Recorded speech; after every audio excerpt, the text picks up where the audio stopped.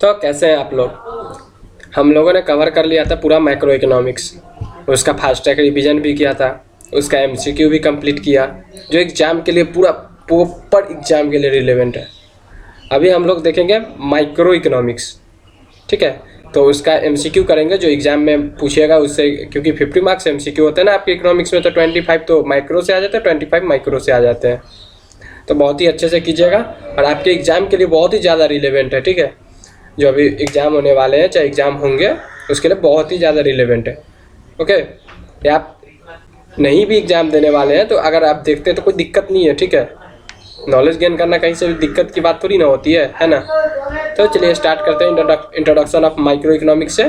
First chapter का आपका MCQ लेकर आए हैं। ओके, तो स्टार्ट करते हैं।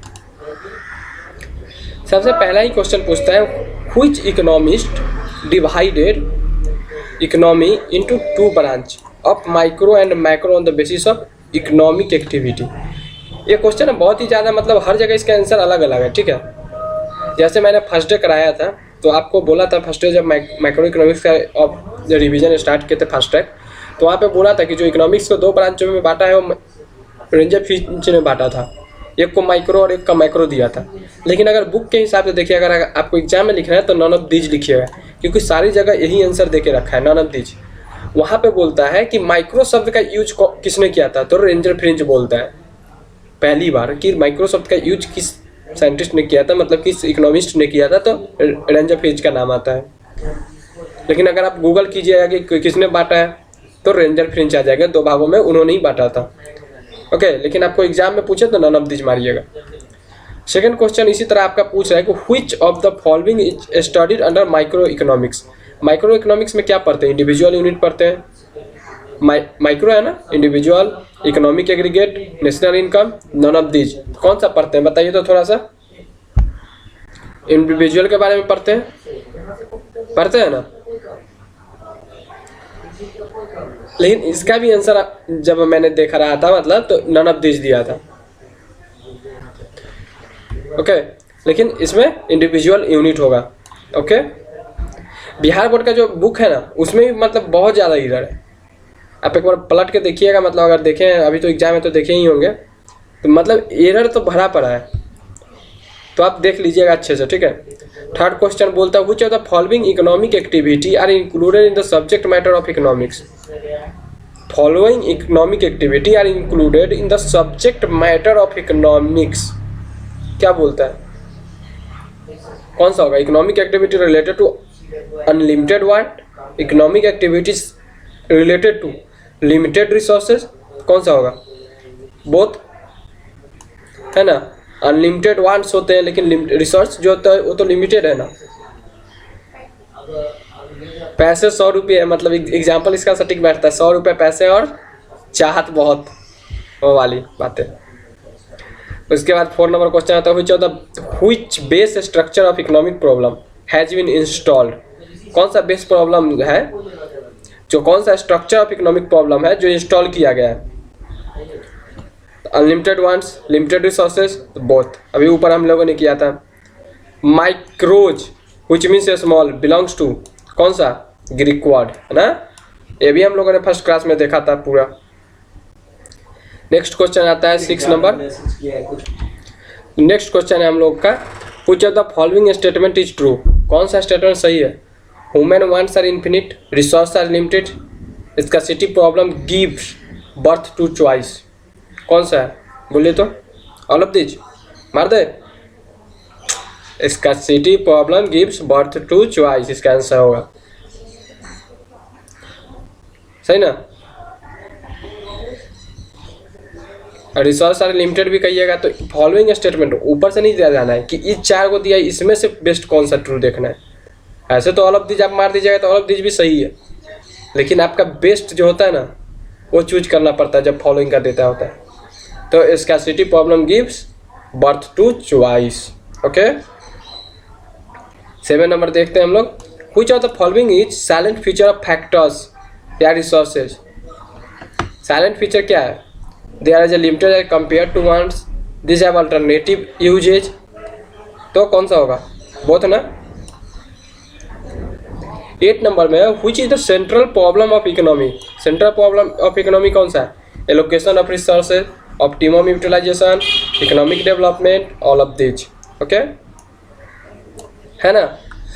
Which of the following is a type of economic activity? Production, consumption, exchange and investment, all of this. Which factor economic problem is basically related to? Choice से ना, consumer selection, not choice. Which factor economic problem basically related to? Choice. 11 number हम लोग का बोलता है economic में classified as capitalist, socialist, mixed, कौन सा है? All of this. इकोनॉमी को 3 भागों में बांटा गया था, पूंजीवादी, मिश्रित और सामाजिक। ओके, हम लोगों ने मतलब रिवीजन में बार बार मैंने बोला था कैपिटलिस्ट का जहाँ भी जिक्र आया था कि इकोनॉमिक्स को 3 टाइप्स में बांटा गया है, मतलब जो ओके। व्हिच कंपनी हैज को existed of private and public sector? कौन सा होगा? मिक्स्ड,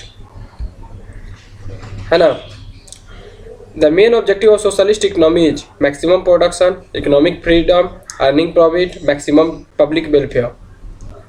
आप सोच के देखिए कि सामाजिक कार्य में कौन सा रोल सबसे ज़्यादा प्ले करेगा इसमें से? पब्लिक वेलफेयर के बारे में ना। In which economic decision are taken on the basis of price mechanism? Price mechanism के बेसिस पे इकोनॉमिक डिसीजन करता है वो किस में होता है? कैपिटलिस्ट में, हाँ? क्योंकि कैपिटलिस्ट में तो सारे प्राइवेट प्लेयर होते हैं, तो जहाँ प्राइवेट वाले होंगे तो प्राइस फिक्स करेंगे ही, है ना? तो प्राइस मैकेनिज्म फॉलो करता है। The slope of production possibility कब फॉल? द पीपीसी कब फॉल्स करता है? पीपीसी कब जो होता है फॉल करता है कैसे? Top to bottom, right to left, left to right, top to bottom. यहाँ से ना डायरेक्ट नजर उसी पे पड़ा था, इसलिए सबसे पहले उसी को देखें, ठीक है? तो पीपीसी इज जो प्रोडक्शन पॉसिबिलिटी कर्व होता है वो कैसा होता है? कॉनकेव, कॉन्वेक्स, पैरेलल या वर्टिकल? कौन सा होगा बोलिए तो? कॉनकेव या convex? Concave. Mention the name of curve which show economic problem. Economic problem को जो शो करता है उस कर्व को कौन सा कर्व बोलते हैं? प्रोडक्शन, डिमांड, इंडिफरेंस या पीपीसी? बोलिए तो, सोचिए तो।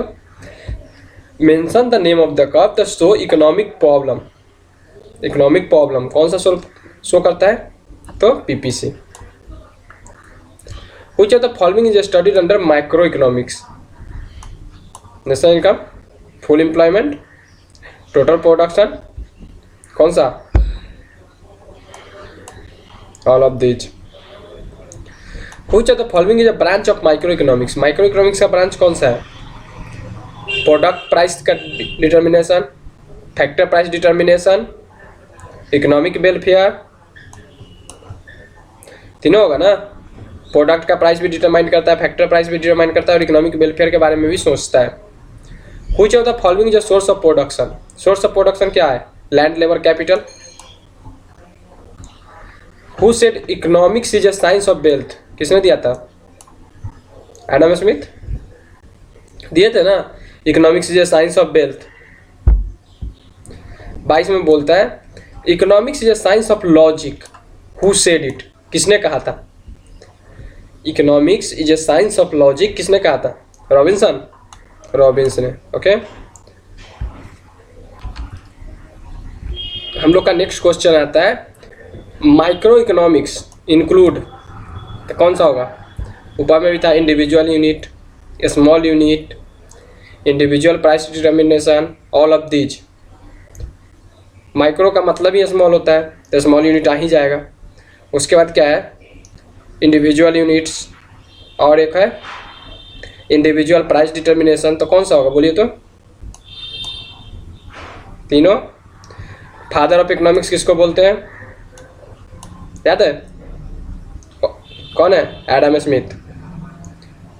Who give the definition of economic related to welfare? Welfare से रिलेटेड इकोनॉमिक का डिफिनीशन किसने दिया था? स्मिथ ने,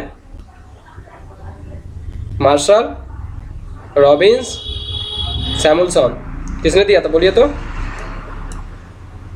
कौन है? Alfred Marshall. Word micro was firstly introduce by?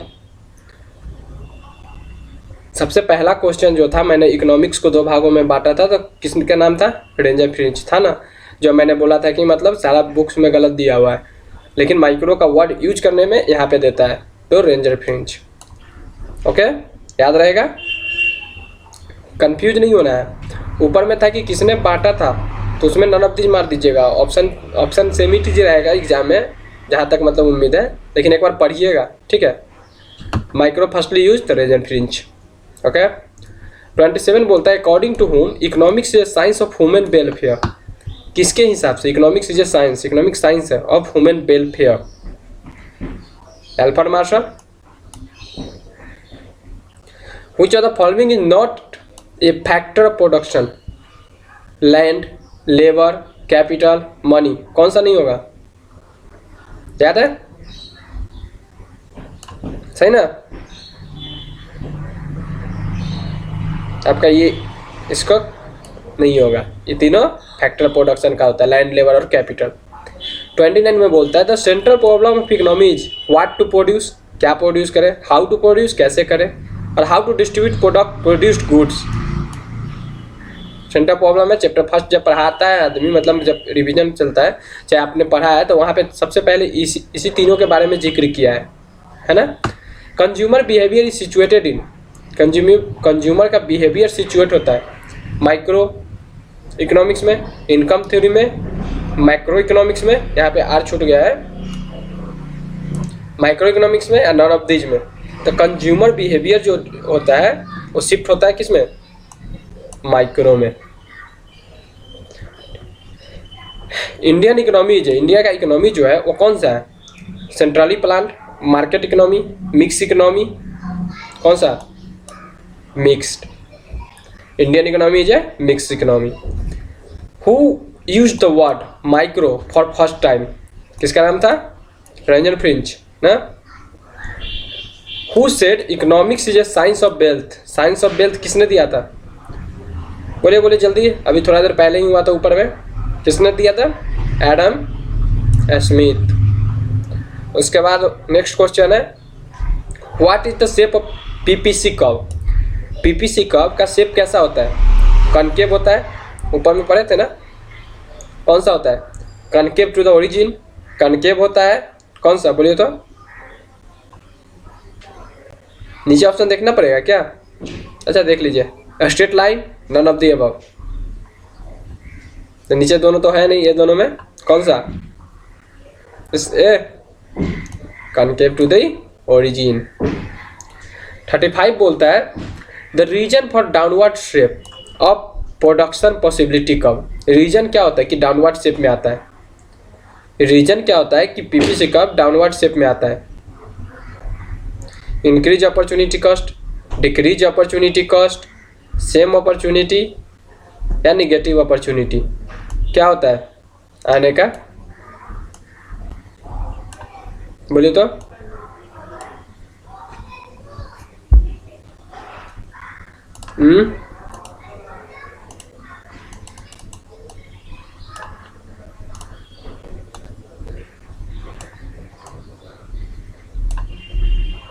Decrease opportunity cost.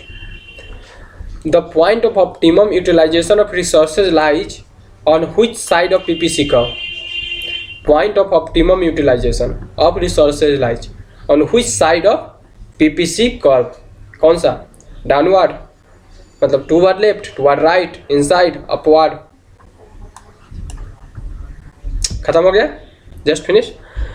तो ये जो पीडीएफ है आपको टेलीग्राम लिंक जो डिस्क्रिप्शन में दिया रहेगा वहाँ से आप डाउनलोड कर लीजिएगा, एक बार खुद से कर लीजिएगा, ठीक है, और देख लीजिएगा एक बार, और नीचे में सारा का आंसर दिया हुआ है, कहीं भी डाउट हो तो एक बार देख लीजिएगा। ओके, तो आपका इंट्रोडक्शन चैप्टर खत्म हो गया माइक्रो का। मैक्रो का आपका टोटल कंप्लीट है, जितना भी हो सकता था। मैक्रो का पूरा मतलब एमसीक्यू भी कंप्लीट है, उसका फास्ट ट्रैक रिवीजन भी कंप्लीट है, लेकिन माइक्रो में मतलब आपके एग्जाम में ज़्यादा समय है नहीं, तो इसका सिर्फ एमसीक्यू कर लेंगे हम लोग, ठीक है। तो आज इतना ही। आप लोग सब्सक्राइब कर लीजिएगा चैनल को, ठीक है, और वीडियो को लाइक कर लीजिएगा। All the best, take care.